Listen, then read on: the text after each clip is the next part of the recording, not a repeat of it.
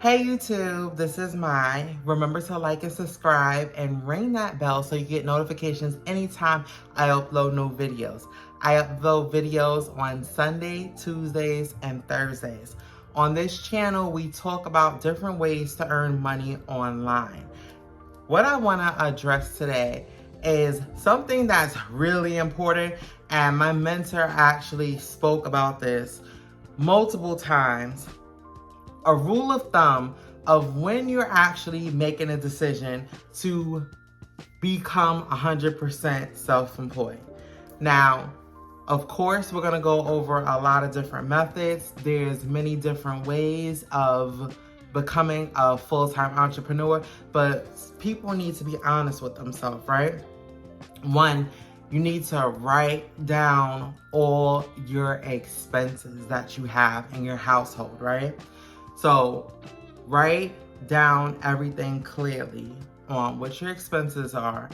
And what you want to do is probably add an additional $500 for miscellaneous activities, right? Once you have that number, and let's say, for instance, this number is $6,000 monthly, right? Your ultimate goal is to earn $6,000 monthly before you can go full-time online.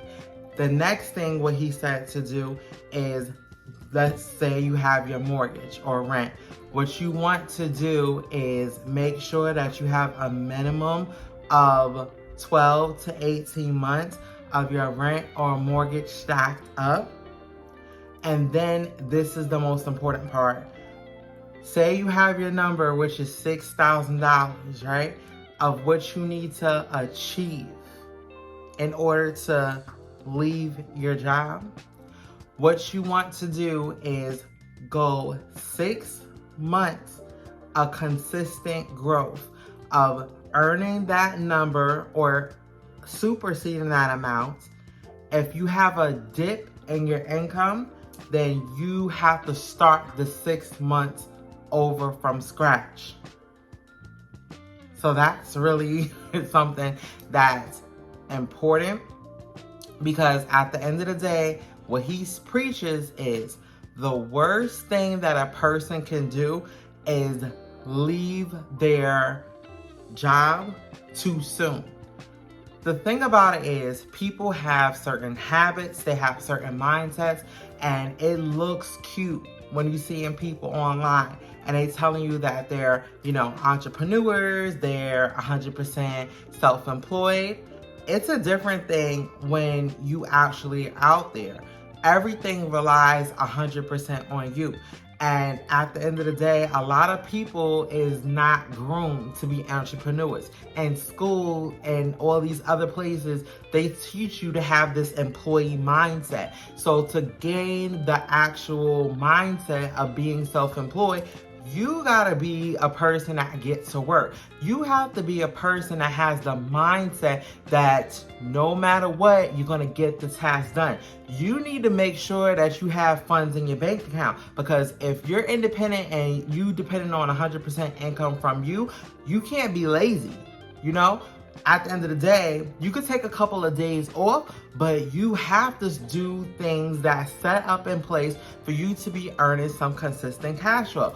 And that's why on this channel, I keep on talking about different streams of income that you can start accumulating. And once you have multiple sources of income streams coming in, then you can start doing that travel. You could be a digital nomad. You could really, take a couple of days off. You could take months off if you choose to, but you have to set things in place for you to start earning solid income. So make sure that these things are defined before you even have the mindset to branch off of your job. Because at the end of the day, life could life if you are not ready to really be independent.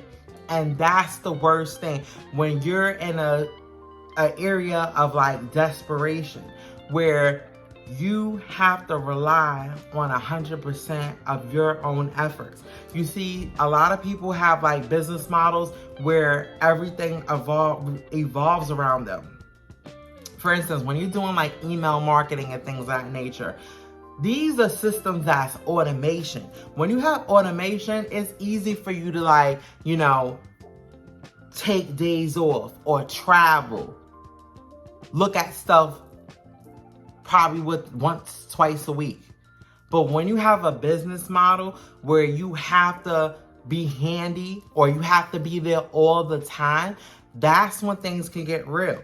And if you don't show up, then the funds don't come. So that's something to really think about. And this is why I really think that it's really important to have those different streams of income before even thinking about branching out. So the action steps is I want everybody to get a pen and paper handy and write down what's your plan, right?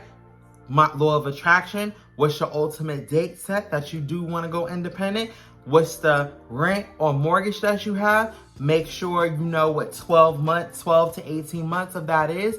Write that down. Make sure you have that in your bank account. And then you're going to have your expenses and you're going to add $500 to that. And then you're going to have your set number. Remember, if I said it's $6,000, let's say hypothetically, you have to go 6 months straight of earning $6,000. And if you have 1 month where you earn $5,000, you have to start over.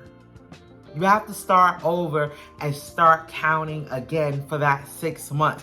Once you hit those milestones, then you could be independent. And at the end of the day, you want to start doing multiple things so you can start having multiple streams of income coming in so you can really enjoy your life and not be worried if anything was to happen.